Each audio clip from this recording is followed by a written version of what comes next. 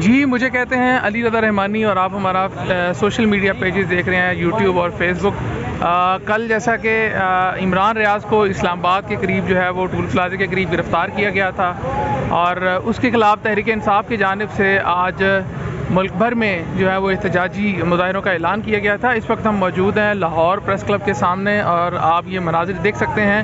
تحریک انصاف کے کارکنان جو ہیں وہ یہاں پہ موجود ہیں اور لاہور پریس کلب کے سامنے جو ہے وہ احتجاجی مظاہرہ کیا جا رہا ہے اور یہ مطالبہ کیا جا رہا ہے کہ عمران ریاض خان کو جو ہے وہ رہا کیا جائے. ابھی ہم آگے چلتے ہیں اور جا کے آپ کو دکھاتے ہیں کیا مناظر ہیں. عمران ریاض کو رہا کرو، عمران ریاض کو رہا کرو. دہشت گردی بند کرو، یہ دہشت گردی بند کرو، یہ گنڈا گردی بند کرو، یہ دہشت گردی بند کرو، یہ گنڈا گردی بند کرو، یہ گنڈا گردی بند کرو. مریم کے پاپا چور ہے، مریم کے پاپا چور ہے، مریم کے پاپا چور ہے، سارا ٹبر چور ہے، سارا ٹبر چور ہے، سارا ٹبر چور ہے. ہٹی گولی کی سرکار نہیں چلے گی، نہیں چلے گی. ہٹی گولی کی سرکار نہیں چلے گی، نہیں چلے گی. ظلم کے یہ ضابطے ہم نہیں مانتے، ظلم کے یہ ضابطے ہم نہیں مانتے. کیمرہ تیرے ضابطے ہم نہیں مانتے، نواز تیرے ضابطے ہم نہیں مانتے، نواز تیرے ضابطے ہم نہیں مانتے، مریم تیرے ضابطے ہم نہیں مانتے. قدم بڑھاؤ عمران ریاض ہم تمہارے ساتھ ہیں، قدم بڑھاؤ عمران ریاض ہم تمہارے ساتھ ہیں. قدم بڑھاؤ عمران خان ہم تمہارے ساتھ ہیں، قدم بڑھاؤ عمران خان ہم تمہارے ساتھ ہیں. غیر شرافت کو رہا کرو، غیر شرافت کو رہا کرو، غیر شرافت کو رہا کرو، عمران ریاض کو رہا کرو، نعیم عادل کو رہا کرو، عادل کو رہا کرو، عمران ریاض کو رہا کرو، شرافت کو رہا کرو. بالکل یہ مناظر آپ دیکھ رہے تھے لاہور پریس کلب کے باہر تحریک انصاف کے جو ورکرز تھے ان کی جانب سے عمران ریاض جو ہیں جن کو گرفتار کیا گیا تھا ان کی رہائی کے لیے یہاں پہ نعرے بازی کی جا رہی تھی اور کوشش کرتے ہیں. ہمارے ساتھ تحریک انصاف لاہور کے صدر امتیاز شیخ صاحب ہیں. شیخ صاحب کیا حال ہیں؟